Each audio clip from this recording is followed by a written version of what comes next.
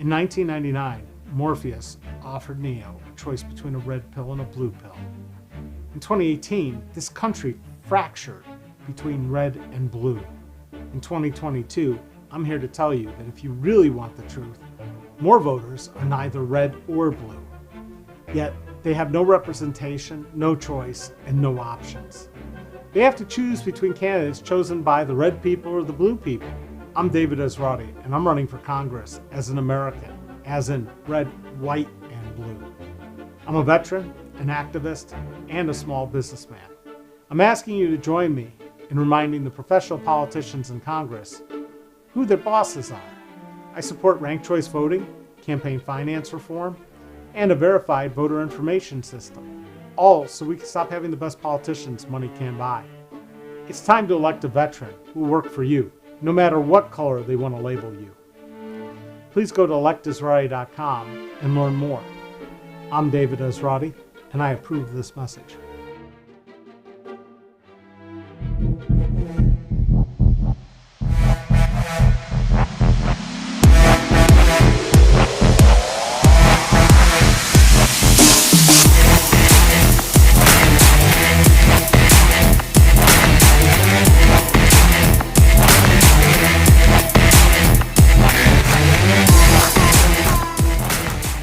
Jurassic Park, you thought those little baby dinosaurs were cute until they turned into out-of-control carnivores. That's sort of what happens to government when we elect people based on very expensive advertising campaigns and propaganda.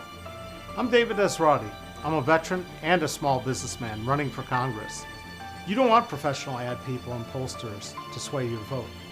All those hot-button issues like gun control, abortion, borders are all politicized to stop you from voting rationally.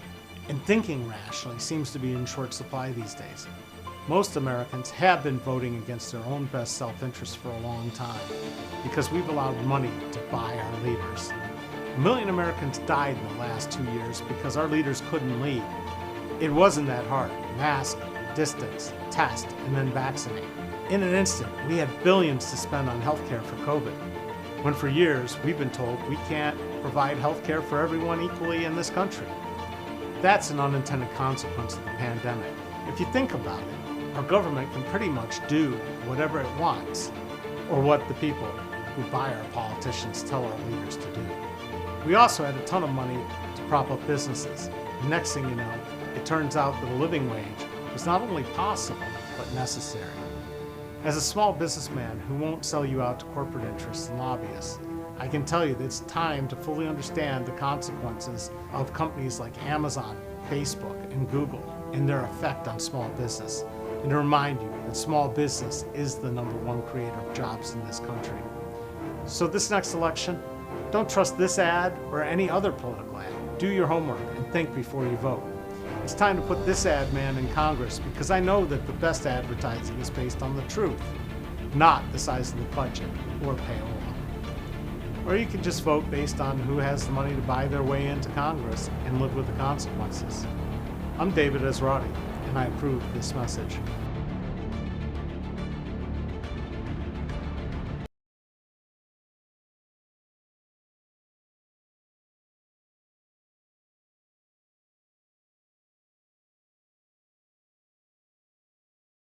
Hi, I'm David Esrati, and I'm running for Congress.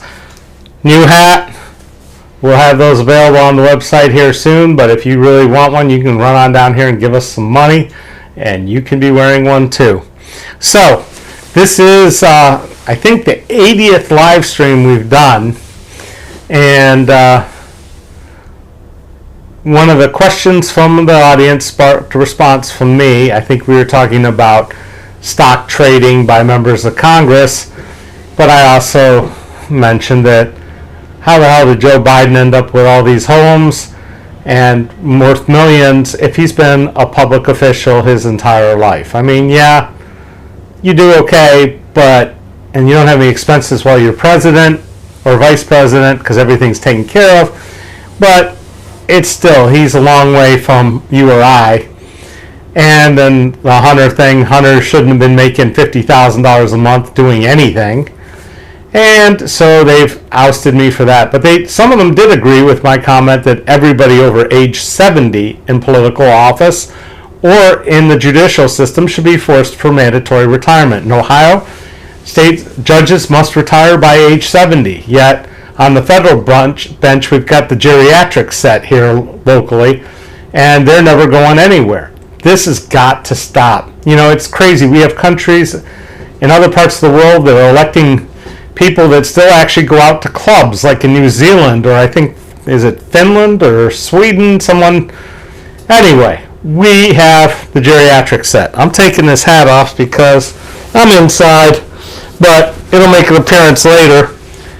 And the reality is, we're here to talk about something else. Oh, excuse me. We're talking about Texas, and where wearing hats is like, you got to do it. Maybe I should have kept it on.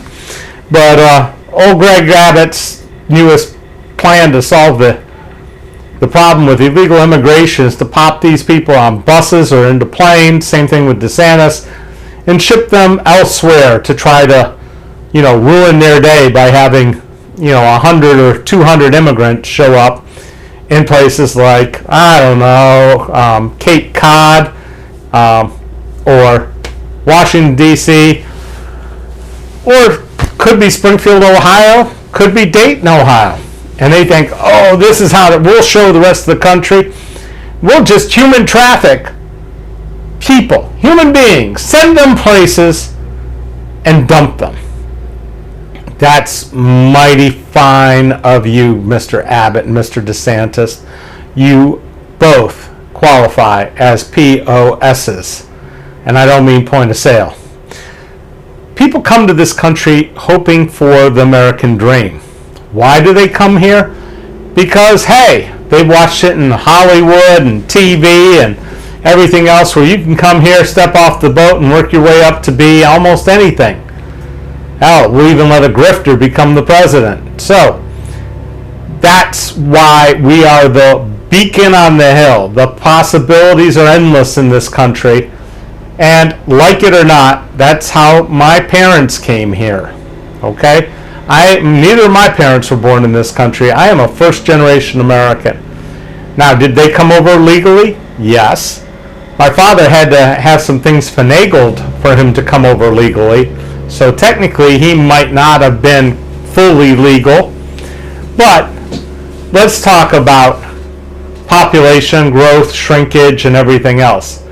We're not growing near as fast as other countries. China, India have huge population explosions. China has more engineers in their country than we have people. Think about that. More engineers than people. They are setting themselves up for a future where smart still matters. I'm not sure that that's going to count much if the computers start doing our art for us and doing almost everything else. But they have the people that can create these things, and it is a huge disadvantage to us. In the meantime, we also have problems in this country that Americans, people born here, aren't willing to stoop and pick strawberries all day, which is something we haven't invented a robot yet to do. I mean, remember, this is the country where we used to import black people from Africa so that they could pick our cotton for us. Okay, so we've been doing this for a long time. He's talking about that critical race theory thing. Oh, he must be some sort of crazed liberal. No, I'm not a crazed liberal. I'm not a Republican. I'm a human being that believes that people should be given jobs and be able to earn enough to support their families because things need to be done. During the pandemic, we had all these essential workers. Some of them were the lowest paid people in the country, and they were being forced to go out and risk getting COVID, bringing it home to grandma and grandpa, because of course you can't live in your own place when you are making minimum wage in this country. Thank you, Walmart. Thank you, Amazon. Thank you, I don't know how many companies. But the realities are, we treat our people with disrespect. The people coming in from South and Central America don't know that yet, because that's the part we don't put on TV. We don't tell people about how most of us have to work 2 jobs or have side hustles and side gigs to make this happen. So these people risk their lives to come to this country, and it is dangerous. There are a lot of people dying, not just when they're packed into freight cars and left someplace, or packed into box trucks and left to bake together. We've had multiple times where semis full of people, full of dead people. That's wrong. And it's wrong to put people on a plane or a bus and send them elsewhere. So there's this Democratic sheriff out there that's trying to charge them with human trafficking and asking for help from the FBI and the federal government. Good for him. The fact that he's a Democrat just means he probably gives a shit, because he's not in it for who elected him or wanting Trump's, tip of the hat so he can get reelected. We have a common decency in this country, or at least we used to, where we watch out for each other. In terms of immigration, I'm proud of the effort started in Dayton, where we have Welcome Dayton, and we adopted a whole bunch of Ahishka Turks, whole bunch of people from Nigeria. We've taken people in this community, and it's made our community more interesting, more valuable. We've seen companies grow. We've seen all kinds of things happen. All of us, unless you're an American Indian, are immigrants when you get right down to it. So, what's going to happen with this? How are we going to respond to this? What should Congress do about this? All these illegal immigrants. The answer is not to build a wall. China built a wall a long time ago. It's one of the few things you can see that's man-made from space. It didn't do its job. The French built the Maginot Line to keep the Germans out. It didn't do its thing. I mean, we've had walls and DMZs and all kinds of things, and if you're dedicated and motivated and you want to get to a better place, you crawl through minefields to get from North Korea to South Korea and freedom. That's how much it's important to people. They would rather risk death than live in an authoritarian state. And what do we have in Central America and South America? We have chaos.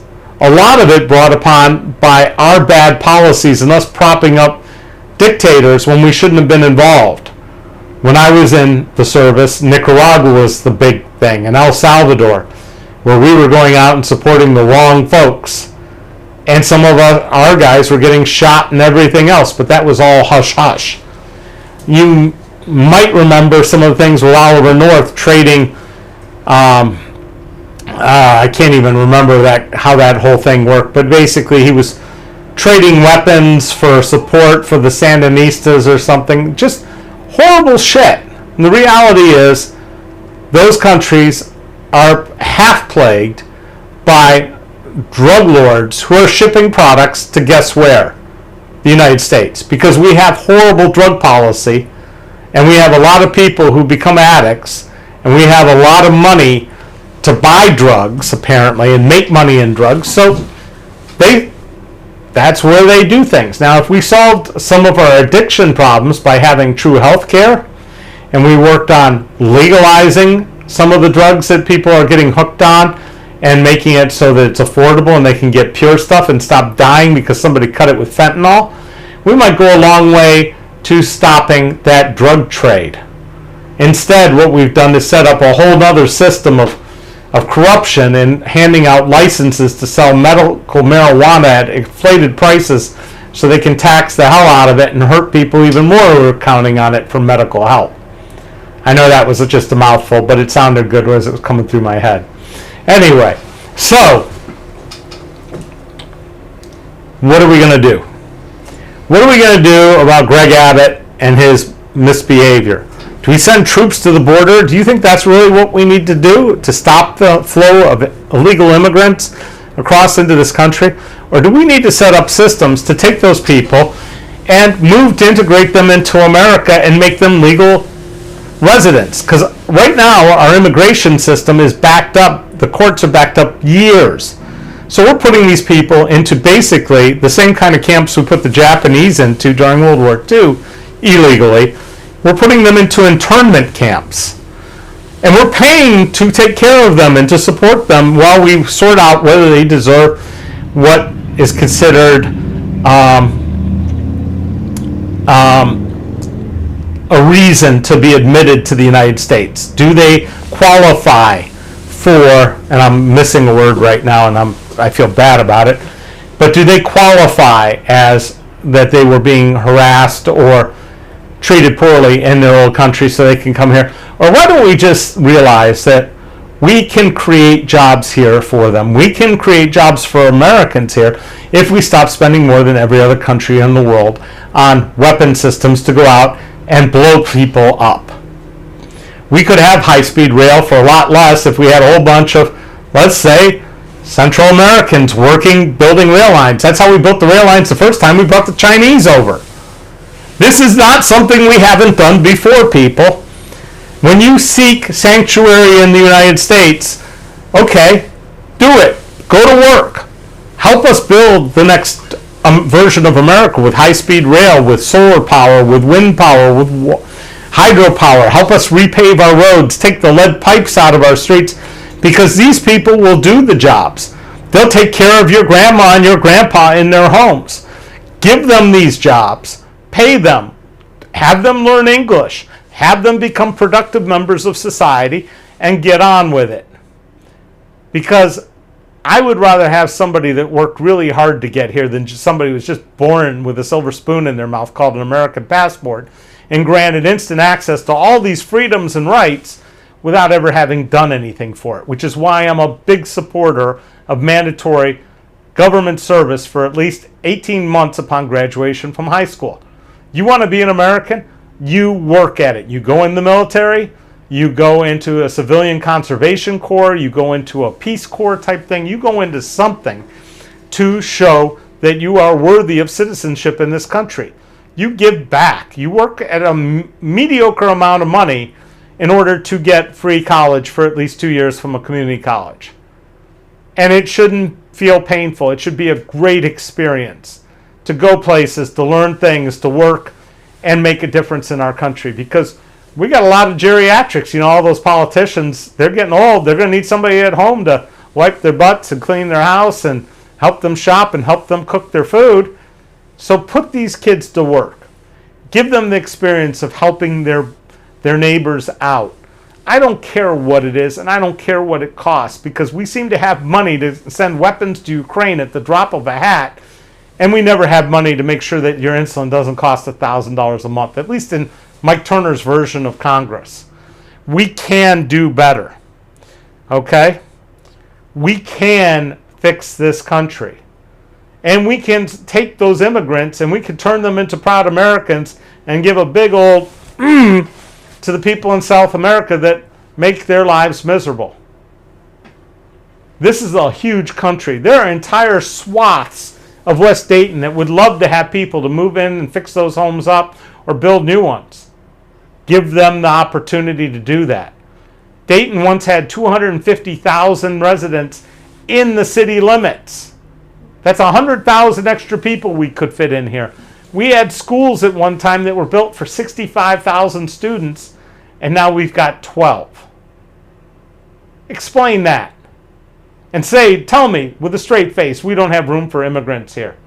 Yeah, they'd need to build some housing. It's okay. The guys who put the roofs on my house, in my office, hired an American company. Who shows up? A bunch of Central Americans. And they did an amazing job on the metal roofs I had put on. Note, I put on metal roofs, not asphalt shingles, because metal roofs are recyclable. Metal roofs last. Metal roofs don't end up in landfills.